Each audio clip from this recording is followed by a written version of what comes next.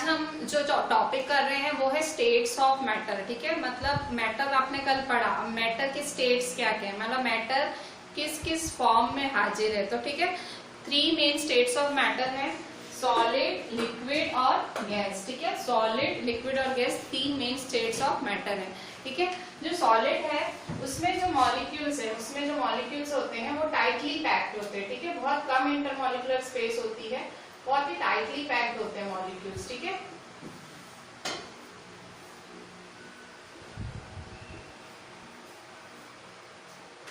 इस तरह से टाइटली पैक्ड मॉलिक्यूल्स हैं। ठीक है, इसमें देखो आप देख के क्या क्या बोल सकते हो, देखो ये रिजिड होते हैं, ठीक है, कठिन, और कंप्रेसिबल नहीं होते। कंप्रेसिबल मतलब आप दबाण नहीं कर सकते हो। ठीक है, आप उसकी शेप चेंज नहीं कर सकते हो, कांट चेंज शेप। ठीक है, ठीक है, कंप्रेस नहीं कर सकते हो। ठीक है, मतलब कांट कंप्रेस, दबा नहीं सकते हो। कंप्रेस करना मतलब दबाना। हम हमारे वीडियो आपको कंप्रेस करके भेजते हैं। ठीक है, हम अपलोड करते हैं तो 1.5 GB का होता है, पर क्योंकि हमको आपको भेजना होता है तो हम कंप्रेस करके भेजते हैं कि आपका MB कम लगे। ठीक है, हमारे बच्चों का भाई वपराश कम हो इंटरनेट का, तो हम भी कंप्रेस करके, कंप्रेस मतलब दबाण करना। ठीक है, तो अब ऑब्वियसली सॉलिड है, जैसे मेरा ये मार्कर है, ठीक है, ये सॉलिड है, तो मैं इसको कंप्रेस करूँ ऐसे दबाण, तो होगा नहीं होगा, क्योंकि ये सॉलिड शेप है। ठीक है, तो इनकी fix shape, can't change shape, can't compress. ठीक है, और दूसरा क्या होता है, ठीक है, ये 2-3 चीजें और आगे आएंगी। ठीक है, मॉलिक्यूल्स टाइटली पैक्ड होते हैं। ठीक है, और इसमें है ये फ्लूइड होते हैं। ठीक है, रिजिड नहीं होते, फ्लूइड होते हैं, ये बहते हुए होते हैं। ठीक है, ऐसे से बहते हैं ये। ठीक है, और दे कैन चेंज शेप। ठीक है, ये चेंज कर सकते हैं शेप, जैसे कि आप भाई जैसे ग्लास में पानी है, ठीक है, फिर आपने वो ग्लास में से वो पानी आपने कप में डाला, ठीक है, वो उसका शेप ले लेगा। आप जितने में ट्रांसफर करोगे उतना वो शेप ले लेगा, तो दे चेंज शेप। ठीक है, दे कैन कंप्रेस, आप उसको दबा भी सकते हो।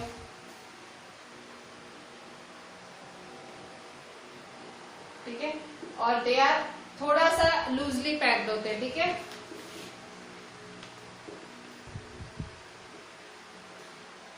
ठीक है, थोड़े से छूटे होते हैं ऐसे ऐसे।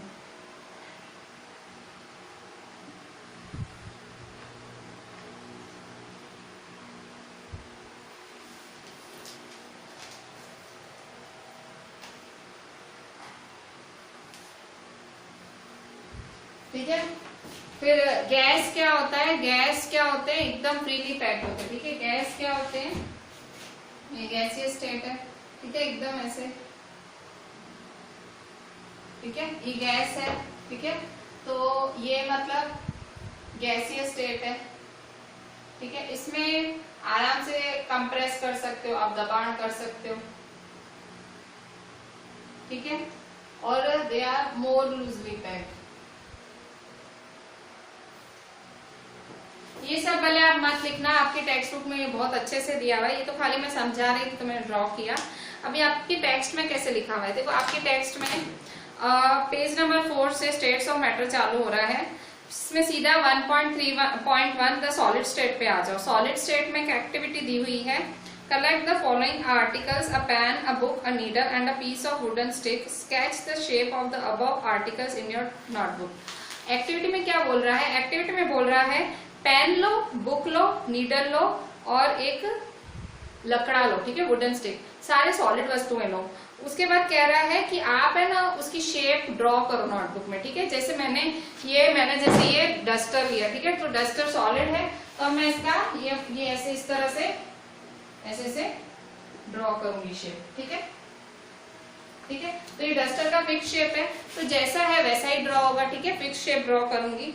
तो पूछ रहा है कि जब आपने ये सारी वस्तुएं ली, जब आपने इनको ड्रॉ किया, तो फिर आपसे क्वेश्चन कर रहा है, do all these have a definite shape, क्या इन सबकी शेप एक जैसी है, डिस्टिंक्ट बाउंड्रीज, क्या उनकी बाउंड्री एंड एक जैसी है, दे एंड हैव फिक्स्ड वॉल्यूम, क्या उसका जो वॉल्यूम है, जो उसकी मात्रा है वो एक जैसी है, what happens if they are hammered, pulled और ड्रॉप्ड। ठीक है, क्या होगा अगर वो टूट जाए, गिर जाए या पड़ जाए। ठीक है, are this capable of diffusing into each other, क्या एक दूसरे में ये घुसेंगे? Are this capable of diffusing into each other, क्या ये एक दूसरे में घुसेंगे?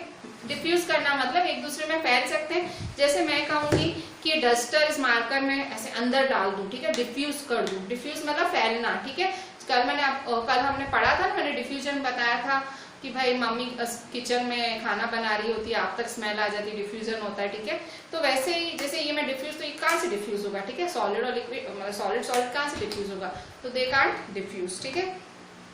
तो what happens if they are hammered, pulled or dropped? Are these capable of diffusing into each other? क्या ये एक दूसरे में घुस सकते हैं?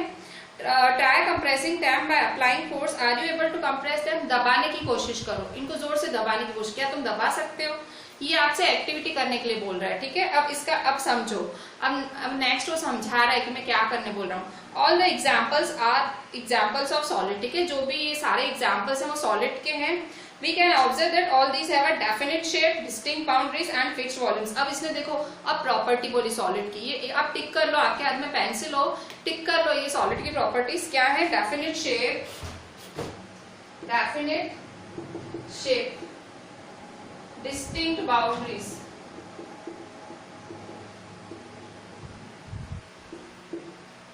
फिक्स्ड वॉल्यूम्स,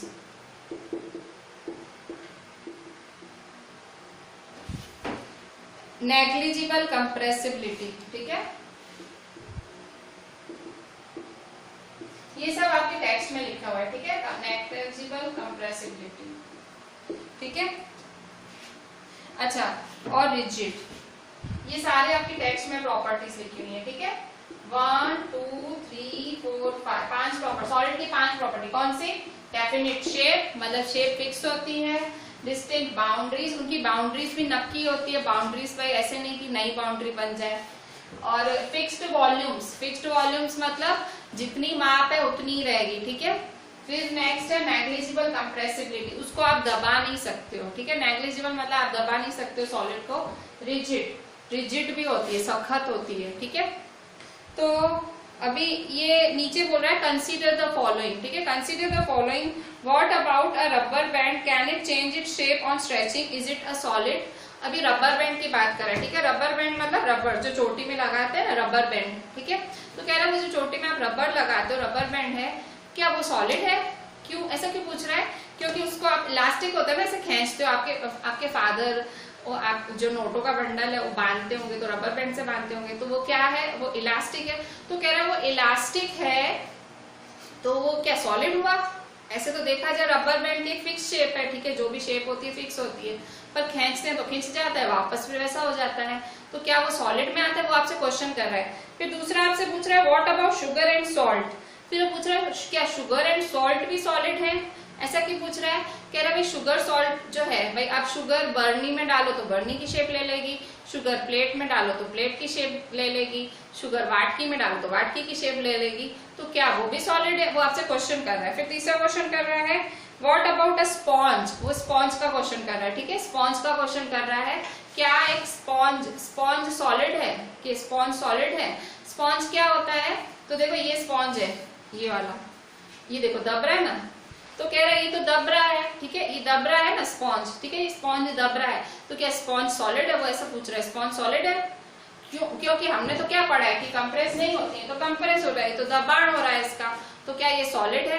तो वो आपसे 3 सवाल पूछ रहा है कि क्या रबर बैंड सॉलिड है, दूसरा सवाल पूछ रहा है कि क्या शुगर सॉलिड है, सॉल्ट सॉलिड है, क्या ये स्पॉन्ज सॉलिड है? तो तीनों का जवाब है यस, ठीक है। तो पहला, रबर बैंड क्यों सॉलिड है? रबर बैंड इसलिए सॉलिड है क्योंकि रबर बैंड भले शेप बदल देती है, जब आप उस पर पूरा दबाण डालते हो शेप बदल देती है, पर वापस वो अपनी शेप तो रिगेन कर ही लेती है, आप जब छोड़ते हो वापस अपनी ओरिजिनल शेप में आ जाती है। तो yes, rubber band is solid. Reason क्या लिखोगे? Because when we stretch it stretches, but when you leave it regains its original shape, वो वापस अपनी शेप हासिल कर लेती है, ठीक है। फिर नेक्स्ट है आपका, वो शुगर और सॉलिड के लिए पूछ रहा है, शुगर और सॉल्ट के लिए पूछ रहा है। अब हाँ, शुगर और सॉल्ट आप प्लेट में डालो, प्लेट की शेप, बर्नी डालो, बर्नी की शेप, पर शुगर का एक दाना, उसकी तो फिक्स शेप है ना, सॉल्ट के झीने झीने दाने, उसकी तो फिक्स शेप है ना, हम शुगर और सॉल्ट के दानों की तो शेप फिक्स है ना, जो उसके झिने झिने, तो वो तो फिक्स है ना, तो इसलिए ये भी सॉलिड। फिर तीसरा ये क्या पूछ रहा है, तीसरा वो आपसे पूछ रहा है स्पॉन्ज के लिए, ठीक है। स्पॉन्ज के लिए क्या स्पॉन्ज सॉलिड है? हाँ, भले दबाने से वो दब जाता है, ठीक है, पर वापस फिर से वो अपनी जो शेप है रीगेन कर लेता है, ठीक है, उसकी शेप वापस वैसी की वैसी हो जाती है। तो तीनों अच्छे क्वेश्चन है गिव रीजन में आने के लिए, आपसे पूछ सकते हैं एग्जाम में कि give reason why rubber band is a solid, give reason why sugar is a solid, ठीक है, why sponge is a solid, ऐसा आपसे पूछ सकते हैं एग्जाम में। आप ये तीनों टिक कर लो। आप ABC है ना, इसके आंसर्स नीचे लिखे हुए हैं पेज 4 पे ही, रबर बैंड का, फिर ऊपर the shape of each individual sugar का, और फिर स्पॉन्ज का, इसको टिक कर लो। ये बहुत अच्छा गिव रीजन है, एग्जाम में आ सकता है, ठीक है, मतलब समझने की बात है, थोड़ा अलग है। अच्छा, अब लिक्विड स्टेट की बात कर रहे हैं। अभी लिक्विड स्टेट के बारे में आपको इसमें एक्टिविटी दी है। लिक्विड स्टेट में क्या एक्टिविटी दी है, collect the following water, cooking oil, milk, juice, a cold drink. अब कह रहा है सारे जो लिक्विड पदार्थ है उनको भेगा करो, किस किस को, वाटर को, कुकिंग ऑयल को, मिल्क जूस को और कोल्ड ड्रिंक को। मैं पेज नंबर 4 एनसीईआरटी पढ़ी हूँ, ठीक है, मैं कंप्लीट एनसीईआरटी से ही पढ़ा रही हूँ, क्योंकि मुझे पता है आप एनसीईआरटी मिस कर रहे हो, क्योंकि स्कूल्स चालू नहीं है, ठीक है। वैसे तो स्कूल्स में टीचर्स ऐसे लाइन बाय लाइन सब पढ़ाती थी, पर आप वो मिस कर रहे हो फिलहाल, तो इसलिए मैं आपको एनसीईआरटी पूरा अच्छे से करा रही हूँ, ठीक है। अच्छा, containers of different shapes, put a 50 ml mark at these containers using measuring cylinder from the laboratory. If these liquids are split on the floor, अब कह रहे सारे लिक्विड लिए ना, अब कह रहे लिक्विड का उलट पुलट करो, किसी को किसी में डालो, किसी को किसी में डालो। वो क्या बोलना चाह रहा है कि तुम अलग अलग बीकर में डालो और उसकी शेप देखो, शेप वैसे की वैसी है। तो वो क्या पूछ रहा है आपसे, लास्ट में क्वेश्चन कर रहा है, जब तुमने एक लिक्विड एक उसमें से दूसरे उसमें डाला, भाई ग्लास में से वाटकी में डाला, बॉटल में से बकेट में डाला, तो क्या आराम से फ्लो हुआ, फ्लो मतलब बह गया, भाई आराम से फ्लो, हाँ फ्लो हो गया। फिर क्या उसने शेप बदल दी, हाँ बदल दी।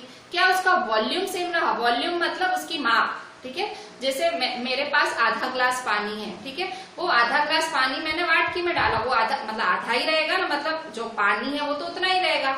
समझो आधा ग्लास पानी का माप है 200 ml, ठीक है, तो 200 ml मैंने वाटकी में डाला, तो वाटकी में भी मापूंगी तो 200 ml ही निकलेगा। उसने क्या करा, पानी ने अपनी शेप बदली है, ठीक है, पानी ने अपना वॉल्यूम नहीं बदला है, शेप बदली है, ठीक है। तो लिक्विड की खासियत क्या हुई, वो शेप बदलते पर अपना वॉल्यूम नहीं बदलते, अपनी माप नहीं बदलते वो, ठीक है। तो liquids have no fixed shape but have a fixed volume, ठीक है, ये आपकी टेक्स्ट में लिखा हुआ है कि लिक्विड का कोई फिक्स शेप नहीं होता है, पर उनका फिक्स वॉल्यूम होता है। Have no fixed shape but have a fixed volume. तो liquids have no fixed shape but have a fixed volume, ठीक है, कि उनकी फिक्स शेप नहीं होती है पर उनका फिक्स वॉल्यूम होता है। They take up the shape of the container in which they are kept, वो उसी चीज की माप ले लेते हैं जिसमें उनको भरा जाता है। The cases liquid flow and change shape so they are not rigid, they are fluid, ये रिजिड नहीं होते, ये क्या होते हैं, फ्लूइड। फ्लूइड मतलब बह जाते हैं, ठीक है, फ्लूइड मतलब बह जाना, रिजिड मतलब सख्त रहना और फ्लूइड मतलब बह जाना, ठीक है। तो solids and liquids can diffuse into liquids, ठीक है। अगर आप देखो कि सॉलिड और लिक्विड एक दूसरे में भर सकते हो आप, ठीक है, सॉलिड लिक्विड मतलब अगर एक मेरे पास सॉलिड कंटेनर है, मैं उसमें लिक्विड डालूं, ठीक है, सॉलिड और लिक्विड आपस में डिफ्यूज हो सकते हैं। The gases from the atmosphere diffuse and dissolve in water, फैलना।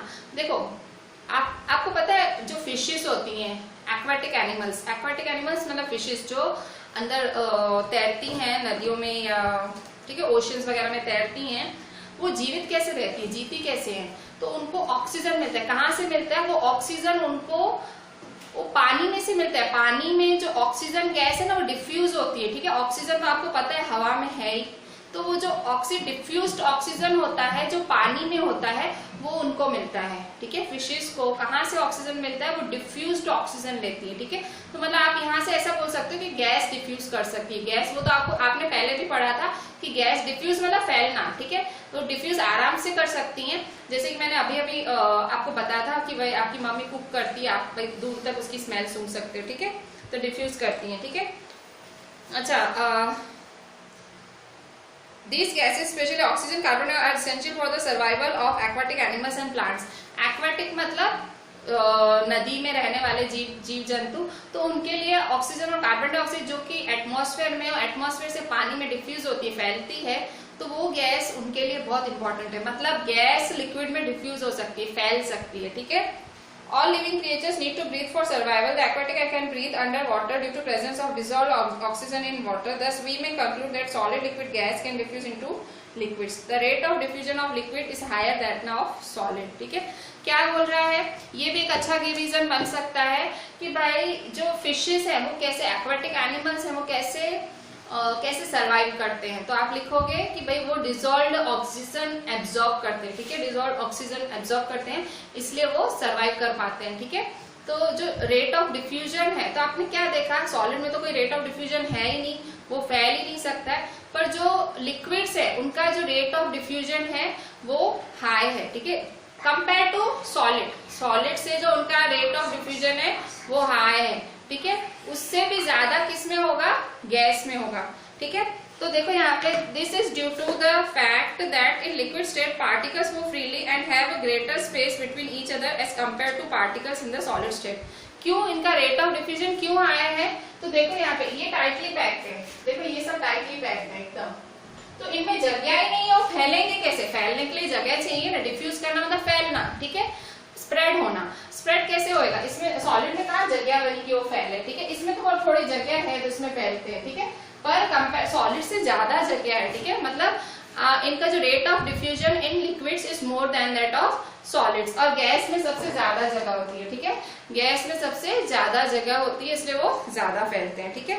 अच्छा, अब यहाँ देखें, फिर गैसीय स्टेट देखें, गैसीय स्टेट में have you ever observed a balloon seller filling a large number of balloons from a single cylinder of gas, ठीक है, कह रहा है कि आपने कभी, अभी गैसीय स्टेट की बात कर रहा है, ठीक है, उसने अभी इतना जो आपने लिक्विड का टॉपिक पढ़ा उसने इतना भी बता दिया कि जो लिक्विड का डिफ्यूजन रेट है वो सॉलिड से ज्यादा होता है। अब गैसीय स्टेट में देखिए, गैसीय state, have you ever observe a balloon seller filling a large number of balloons from a single cylinder of gas. आपने कभी ऑब्जर्व किया है, एक बलून सेलर होता है, वो एक सिलेंडर लेके घूम रहा होता है और उसमें से वो कितने सारे बलून्स फुला के बच्चों को बेचता है, ठीक है। तो आप उससे पूछो कि एक सिलेंडर में से वो कितने बलून्स भर सकता है, आप पूछो उससे। अब नीचे एक्टिविटी है, एक एक्टिविटी है, बहुत अच्छी एक्टिविटी है। इसमें क्या किया इन्होंने, एक सिरिंज ली है, ठीक है, डॉक्टर नहीं सिरिंज यूज करते हैं, तो सिरिंज के ऊपर वो नोजल होता है ना, इस तरह से, जैसे देखो ये सिरिंज है, इसके ऊपर नोजल है, ठीक है, ऐसे नहीं, ऐसे डॉक्टर ऐसे वो करता है, कह रहे वो नोजल निकाल लो, 3 सिरिंज लो और तीनों के ऐसे नोजल, वो जो घुसाने वाले होते हैं ना वो निकाल लो, ठीक है, हवा भरने वाले तो उसको निकाल दो, और ऐसे तीनों ऐसे प्लेन रह जाएंगे, ठीक है। अब कह रहा है एक को ऐसे प्लेन रहने दो, और दूसरे में कह रहा है कि दूसरे में क्या भरना है, वाटर, कह रहा है दूसरे में पानी भरो, ठीक है, ऐसे 3 लो, 1 2 3, ठीक है, तो ऐसे 3 लो आप, ठीक है, तो एक को ऐसे खाली छोड़ दो, मतलब तीनों के नोजल तो निकाल लेने हैं, जो ऊपर के वो ऐसे दबाने के होते हैं ना, तीनों पे दबाने वाले, उसको नोजल बोलते हैं इंग्लिश में, नोजल निकाल लो, ठीक है। फिर कह रहा है तीनों को ऐसे ही रहने दो, ठीक है, ऐसे ही रहने दिया, हाँ। अच्छा, पहले वाले को बोल रहा है इसको खाली छोड़ दो, कुछ नहीं करो, कुछ नहीं मतलब गैस है ना, इसके अंदर गैस हुई, मतलब आपने खाली छोड़ा, खाली होती है वो वस्तु गैस होती है, ठीक है, मतलब हमारे एटमॉस्फेयर में क्या है, गैस है, तो गैस छोड़ो, मतलब खाली वस्तु छोड़ो। दूसरे में कह रहा है थोड़ा पानी भर दो, पानी भरो, और तीसरे में क्या बोल रहा है, चौक होता है ना, चौक जो आपकी टीचर्स यूज करती है स्कूल में, चौक दबा दो अंदर, चौक, ठीक है। तो अब क्या बोल रहा है, अब तीनों में नोजल डाल दो, तीनों में नोजल वापस भरो, नोजल वो वापस जो दबाने का होता है ना, इसमें डालो, इसमें डालो, इसमें डालो, तीनों में डालो, ठीक है। तो जब आप नोजल डालोगे ना, तो जब आप इसमें डालोगे, फर्स्ट वाले गैस वाले में डालोगे, वो आराम से नीचे चला जाएगा, ठीक है, क्योंकि अंदर कुछ है ही नहीं, गैस है, वो आराम से कंप्रेस होगा, कंप्रेस। और जब ये लिक्विड में डालोगे, लिक्विड है वो भी आराम से उसका दबेगा, तो उसे हल्का फोर्स लगेगा, और सॉलिड है जब चौक होगा उसका दबेगा ही नहीं। मतलब ये एक्सपेरिमेंट क्या बताने के लिए कोशिश कर रहा है, कंप्रेस, वो बताने की कोशिश कर रहा है कि गैस है वो ज्यादा कंप्रेसिबल है, जो लिक्विड है वो कम कंप्रेसिबल है, और सॉलिड्स बिल्कुल भी कंप्रेसिबल नहीं है। मतलब उसने जब चौक लिया एक में, तो वो उसने जो चौक लिया ना, तो वो उसने सॉलिड लिया, ठीक है, फिर उसने लिक्विड लिया ना, मतलब पानी लिया, वो उसने लिक्विड लिया, और जो उसने खाली छोड़ा उसका मतलब उसने गैस छोड़ी, ठीक है। जो खाली छोड़ा उसका मतलब उसने मतलब गैस थी, ठीक है। तो गैस एकदम दब गया, गैस था तो आराम से नोजल दब गया, ठीक है। लिक्विड था तो भी हल्का सा फोर्स लगा पर दब गया, और सॉलिड तो दबा ही नहीं, ठीक है। तो इसका मतलब ये एक्सपेरिमेंट में क्या कंप्रेसिबिलिटी बताना चाह रहा है।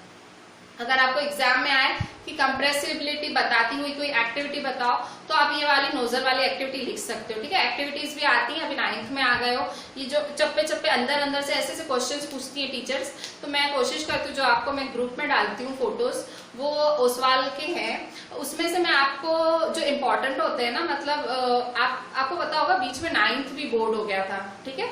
9th में बीच में 2-3 साल बोर्ड हो गया था, मेरे ख्याल से 2 साल बोर्ड रहा था, तो बोर्ड के पेपर्स आते थे आपको, तो वो सारे मैं आपको बोर्ड के क्वेश्चंस भेजती हूँ, जो मैं आपको ग्रुप में भेजती हूँ ना, वो बोर्ड के भेजती हूँ, ठीक है।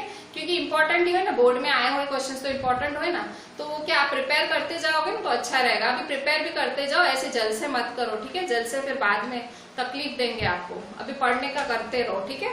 देखो यहाँ पे, अच्छा यहाँ देखें पेज नंबर 5 पे, we have observed that gases are highly compressible as compared to solids and liquids. आपने क्या ऑब्जर्व किया, जो गैसेस हैं वो बहुत ज्यादा कंप्रेसिबल है, मतलब आप आराम से उसका दबाण कर सकते हो सॉलिड्स और लिक्विड के कंपेयर में, ठीक है। जो लिक्विफाइड पेट्रोलियम गैस है, एलपीजी, आपके घरों में जो सिलेंडर आता है वो भी तो कंप्रेस होके ही आता है ना, एलपीजी। वो सिलेंडर का बाटला भले इतना बड़ा सॉलिड होता है, पर उसके अंदर जो गैस होती है वो लिक्विफाइड पेट्रोलियम गैस होती है, और वो उसमें भी, और आप देखोगे हॉस्पिटल्स में ऑक्सीजन सिलेंडर सप्लाई किए जाते हैं, ठीक है। जो पेशेंट्स होते हैं जिनको ऑक्सीजन श्वास लेने की तकलीफ होती है, उनके लिए ऑक्सीजन सिलेंडर सप्लाई की जाती है, उसमें भी ऑक्सीजन अंदर कंप्रेस हुई होती है, ठीक है। फिर आप नेचुरल गैस है, ठीक है, सीएनजी, कईयों की गाड़ी सीएनजी होती है, कईयों के फादर्स की गाड़ी, तो उसमें भी पीछे वो बाटला रखते हैं, उसमें भी गैस भरी जाती है, ठीक है। तो क्योंकि गैस इतना ज्यादा कंप्रेसिबल, इतना दबाण वाला, उसको आप कितना दबा सकते हो, तो इसलिए इतने छोटे से बाटले में भी इतनी सारी गैस आती है, ठीक है। तो मतलब आपका गैस का सिलेंडर का बाटला कितने कितने दिन, अपनी मम्मी से पूछना, 40-40 दिन चल जाता होगा। गैस कितनी सारी होती है, क्यों? क्योंकि जो गैस है ना उसका कंप्रेसिबिलिटी बहुत हाई है, ठीक है। We come to know what is being cooked in the kitchen without even entering there by the smell that reaches our nostrils. How does the smell reach us? The particles of the aroma of food mixed with the particles of air spread from the kitchen. इसने फिर से वही खाने वाला example दिया है कि भाई जब आपके किचन में कुछ बन रहा होता है तो उसकी सुगंध, एरोमा मतलब सुगंध, उसकी सुगंध आपके नाक तक पहुंच जाती है। रीजन क्या है, जो वो बन रहा होता है किचन में, उसकी सुगंध मतलब जो पार्टिकल्स होते हैं, ठीक है, जो एटमॉस्फेयर में पार्टिकल्स होते हैं उनसे मिक्स हो जाती है, उसकी सुगंध उससे मिक्स हो जाती है, और वो मिक्स होके फिर पूरा डिफ्यूज होता है, क्योंकि गैस से डिफ्यूजन पावर स्ट्रांग होता है, गैस आराम से फैलती है, डिफ्यूज करती है, तो फैलती फैलती आपकी नाक तक आ जाती है, ठीक है।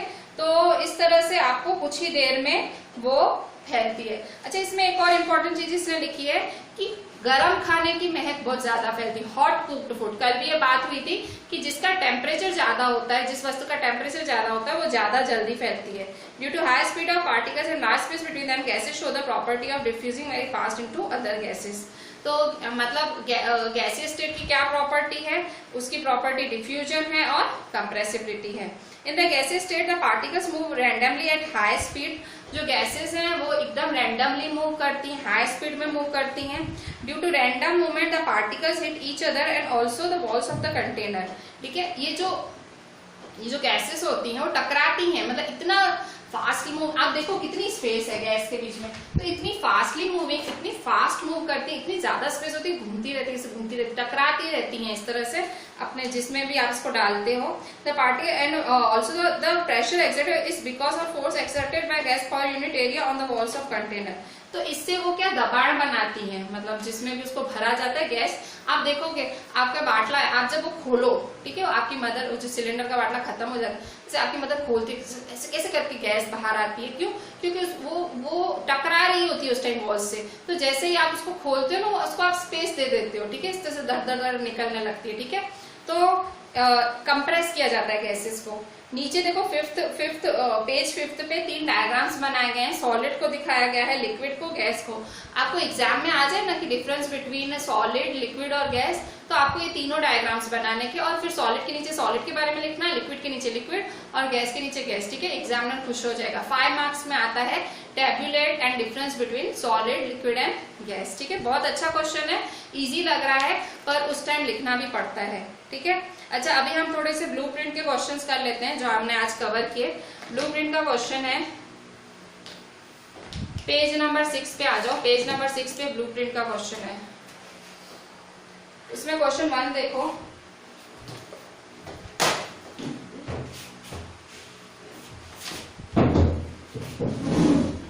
The mass per unit volume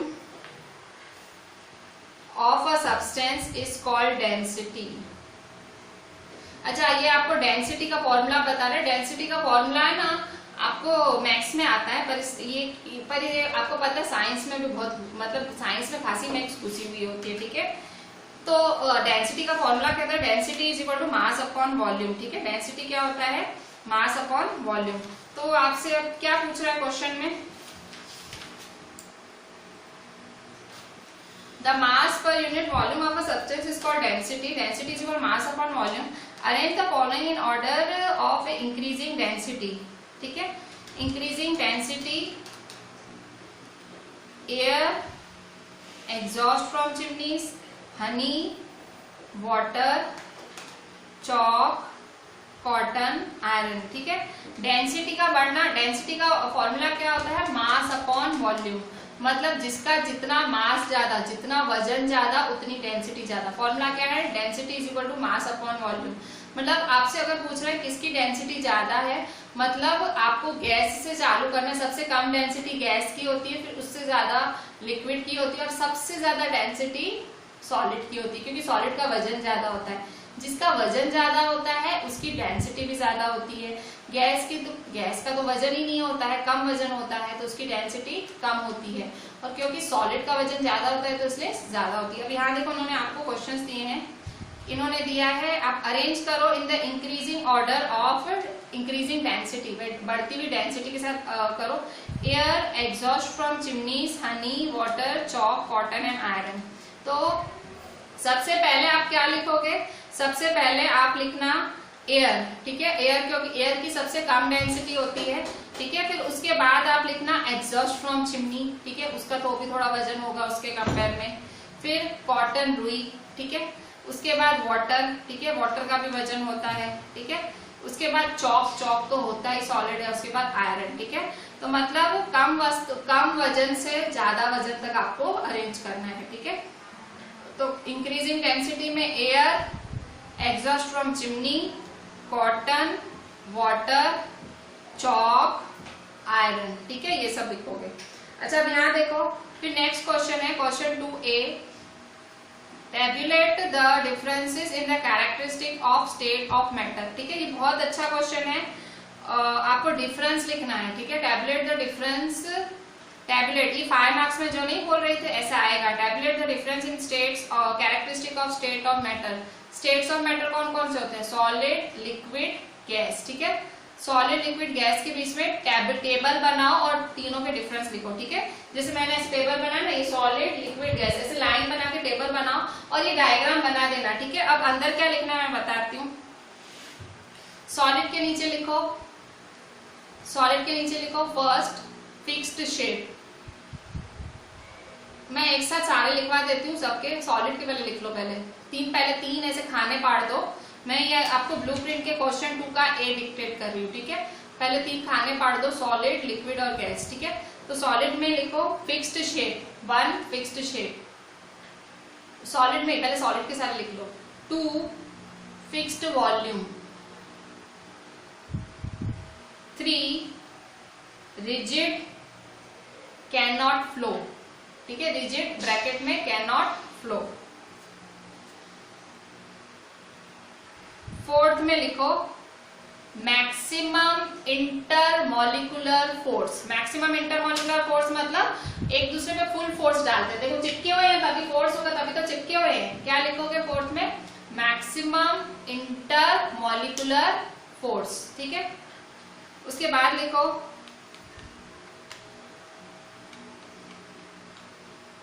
very less intermolecular space. क्या लिखोगे? वेरी लेस इंटरमॉलिक्यूलर स्पेस, मतलब इन दोनों के मॉलिक्यूल्स के बीच की स्पेस बहुत कम होती है। फोर्स तो ज्यादा होता है पर स्पेस क्या होती है? कम, ठीक है। फिर नेक्स्ट लिखो दे आर नॉट कंप्रेसिबल, ठीक है। नॉट कंप्रेसिबल, नॉट कंप्रेसिबल, ठीक है। अभी ऐसा लिक्विड के कॉलम में लिखो, लिक्विड में फर्स्ट लिखो no fixed shape, first no fixed shape. Second लिखो फिक्स्ड वॉल्यूम, क्या लिखोगे? Fixed volume. थर्ड लिखो कैन फ्लो, क्या मतलब बह सकते हैं।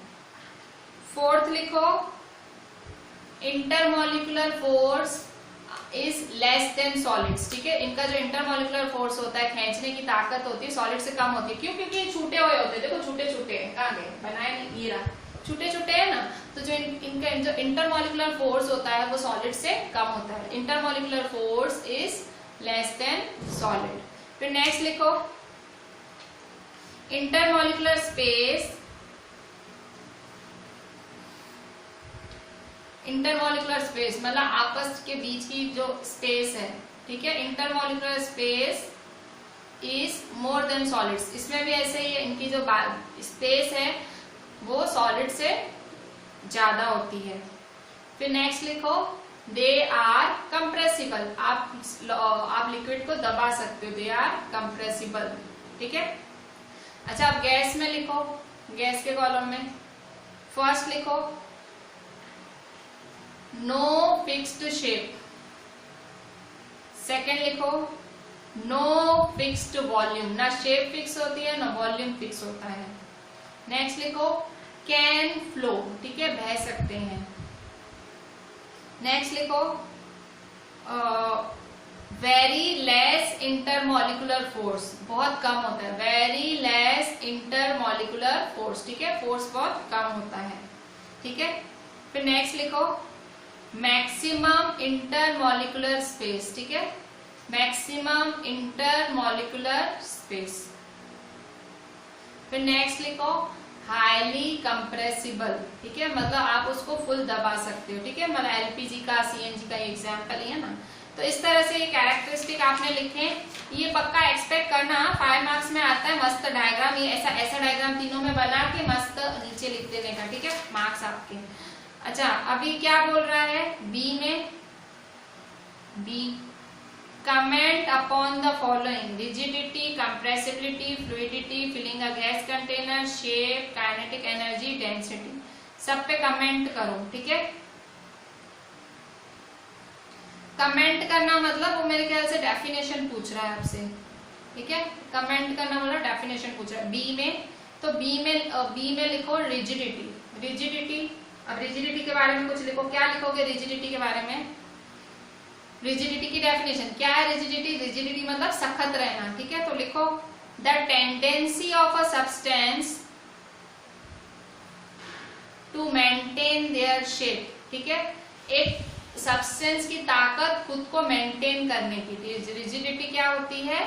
Tendency of a substance to maintain its shape, ठीक है, जब आप खुद को सख्त करके एकदम फिक्स अपनी शेप नहीं बदलते, वो रिजिड होते हैं। कंप्रेसिबिलिटी, नेक्स्ट कंप्रेसिबिलिटी के बारे में लिखो, 2 number compressibility. The matter has intermolecular space, the external force applied on the matter can bring these particles closer, full stop.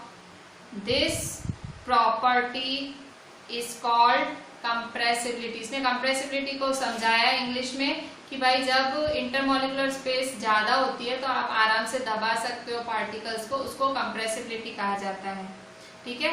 अभी फ्लूइडिटी की definition, third number fluidity. Fluidity में क्या लिखोगे?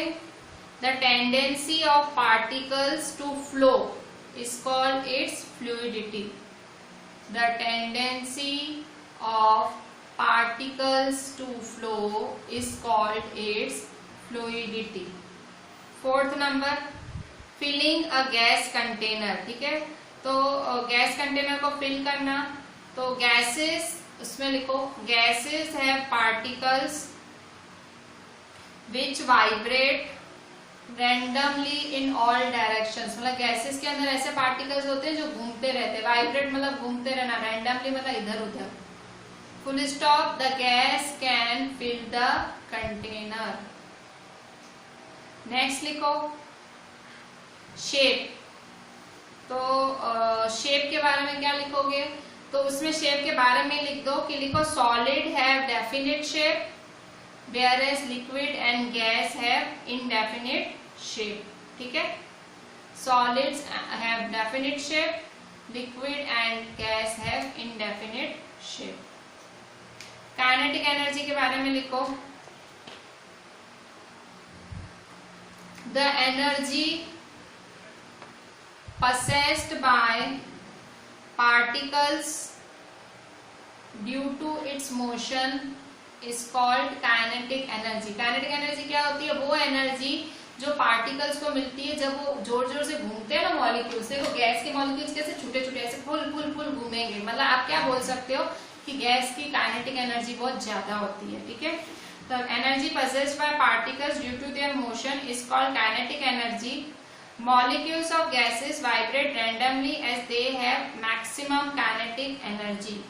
लिखो gases have maximum kinetic energy. आप अगर आपसे कोई पूछे सबसे ज्यादा एनर्जी, काइनेटिक एनर्जी किसके पास है, तो गैसेस के पास, क्योंकि उसके मॉलिक्यूल्स जोर जोर से घूमते हैं, ठीक है।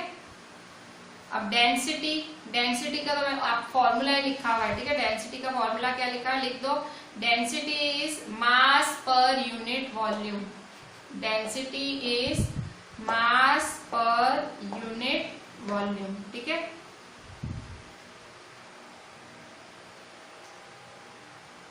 अभी देखो क्वेश्चन 3, गिव रीजंस। ए है a gas fills completely the vessel in which it is kept, ठीक है। ये सब आपको लिखना है जो डिक्टेट कर रही हूँ। Give reason. ए है gas fills completely the vessel in which it is kept. Gas है ना, वो वेसल पूरा भर देता है जिसमें भी इसको रखो। तो क्यों, कैसे भर देता है गैस? अभी अभी आपने पढ़ा कि जो गैस है उसके जो काइनेटिक एनर्जी है वो हाई होता है और इसलिए वो भर देता है। तो लिखो because the molecules of gas have high kinetic energy due to which they spread in all directions, ठीक है। गैस के पास इतनी ज्यादा काइनेटिक एनर्जी होती है, इतना ज्यादा फैलते हैं कि वो सब जगह फैल जाते हैं, ठीक है। अच्छा बी देखो, a gas exerts pressure on the walls of container। कि गैस है, क्यों गैस कंटेनर को ऐसे टकराता रहता है, क्यों उस पर प्रेशर डालता रहता है? इसका भी आंसर लिखो because of high kinetic energy. इतनी ज्यादा एनर्जी होती है इसके अंदर, क्यों? क्योंकि मॉलिक्यूल्स दूर दूर होते हैं, टकराते रहते हैं, तो इसलिए वो प्रेशर डालते रहते हैं वॉल्स पे, because of high kinetic energy. C A wooden table should be called a solid। एक टेबल को आप सॉलिड कैसे बोल सकते हो? एक जो लकड़े की टेबल है वो सॉलिड कैसे हुई? तो रीजन क्या लिखोगे? Because it can not be compressed. आप उस टेबल को दबा नहीं सकते हो। Because it can not be compressed. Two it can not flow, मतलब वो बह भी नहीं सकती है। And third number it is rigid, ठीक है। मतलब आपने सारी प्रॉपर्टीज लिख दी सॉलिड की, फिर लिखो so it is a solid, ठीक है। तीनों प्रॉपर्टीज लिख के फिर so it is a solid. Next लिखो we can easily move our hand in air but to do the same through a solid wood of block we need a karate expert. देखो आप है ना अपना हाथ ऐसे हवा में ऐसे फैला सकते हो, ठीक है, क्योंकि हवा गैस है, पर अगर मेरे को यहाँ इसके अंदर हाथ फिराना है, मतलब मुझे कराटे एक्सपर्ट होना पड़ेगा, ठीक है। किसी लकड़े के अंदर मेरे को हाथ घुसाना है तो मुझे कराटे एक्सपर्ट होना पड़ेगा। क्यों? फिर से वही कि भाई जो गैस है, रीजन क्या है कि रीजन लिखो,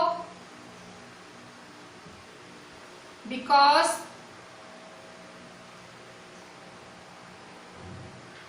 the molecules of gas have more intermolecular space and molecules of solid have very less intermolecular space, ठीक है। मतलब गैस में तो क्या इतनी दूर दूर मॉलिक्यूल्स होते हैं कि घुसा देते हैं हाथ, पर आप सॉलिड में तो नहीं घुसा सकते। क्यों? क्योंकि उनकी इंटरमॉलिक्यूलर स्पेस बहुत कम होती है, ठीक है।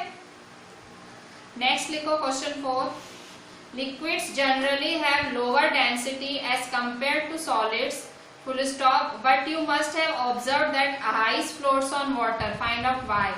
देखो आपने क्या पढ़ा कि लिक्विड्स का वजन कम होता है सॉलिड से, ठीक है, ये आपने पढ़ा। पर आप देखोगे कि बर्फ, अगर आप पानी के ऊपर बर्फ डाल दो तो वो तैरती है, पानी के ऊपर तैरती है, उसको डूब नहीं जाना चाहिए। आपने तो पढ़ा है कि भाई जो सॉलिड है उसका वजन ज्यादा होता है, पर पानी का वजन कम होता है, आपने ऐसा पढ़ा है। पर जब